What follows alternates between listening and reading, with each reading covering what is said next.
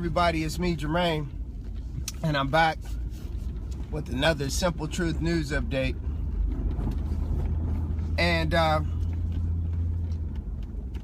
man, every time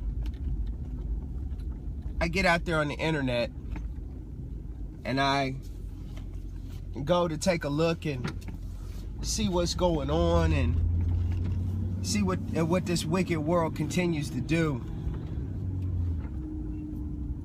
the scripture is brought back to my memory that states that just as it was in the days of Noah, so shall it be again in the coming of the days of the Son of Man. So the question has to be, if you're really and truly pondering that piece of scripture, let me get that right. If you're pondering that piece of the Gospels, the question has to be, what actually was going on in the days of Noah? Well, when you really look at it and you go back and you really do your research and you dig a little bit, the world had become a world of utter wickedness. Men were doing things that were just unspeakable in that day. Wow. And we look at what's going on today, and the only slight difference of the time of Noah and the time of today, the only slight difference is the fact that what is being done is just as wicked and just as vile, but people don't see it as things that are unheard of. They are doing whatever they possibly can to make it the norm, opposed to it being wicked, unthinkable, unspeakable. I know I'm going to ruffle a few feathers today when I say what I say, but it is what it is. And I have a few articles that I'm going to give you to back this up. I have 3 specific examples that just show how horrible and deplorable this world we're living in is becoming. Number 1, there was an article, and it's funny as it may be, it was in Tennessee, where there was a teenager, if I remember correctly, and I'm not quoting the article, I read the article, it's been a while, and I am sharing the information for all you technicality people out there. But I read an article about I think it was a 17-year-old boy who raped and sodomized a 65-year-old man. Kind of sounds like those men in the depiction of the word when they came to Lot's house, and Lot had those 2 men in his home, and the men in the streets wanted to know them. It was so bad that Lot even offered to give his daughters, who had not known a man, over to them so that these men who were guests in his home could be protected. Example number 2.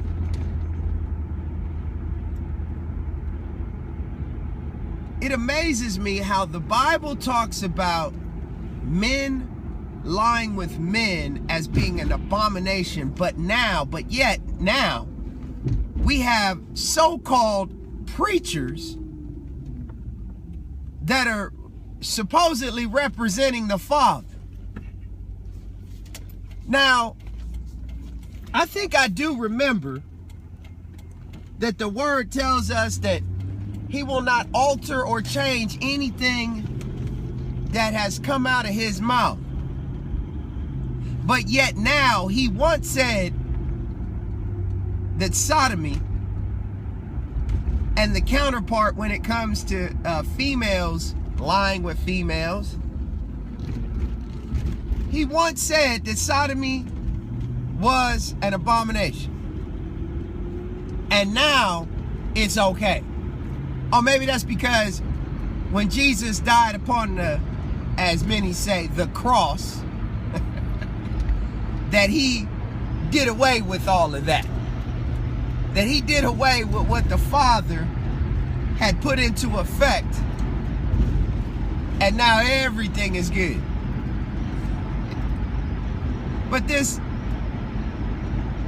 alternative lifestyle preacher and his first man come riding, I think it was a donkey or a horse, into the church.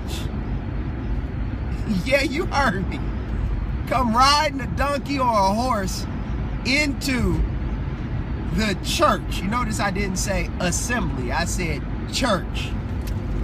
Or as many of the folks I grew up with used to say, the church. And last but not least, there was an article of an alternative lifestyle couple, males. You notice I didn't say men. Who were reacting to the pictures that they put up on social media of them with their children. I think that if I remember correctly in the article, there was a picture where they have a little girl, maybe two little girls and a little boy. Maybe I could be wrong again. That's why I'm providing the article. And these males were in the picture with these young girls with their shirts off, and they're, you know, you can see them, you know, trying to get them, I guess, ready for the day or for school, and they're brushing and combing their hair.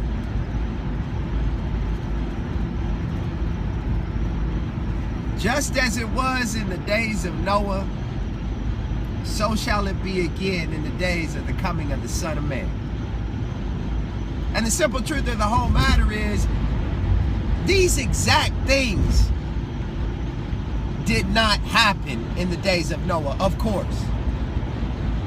Yet, I want you to hear me now, yet the spirit of the things. That's how you know that this wickedness is the same, because the same spirit is here today and amplified 1,000 or more %.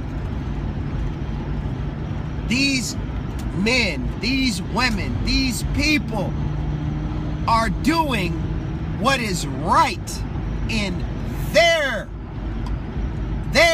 own eyes.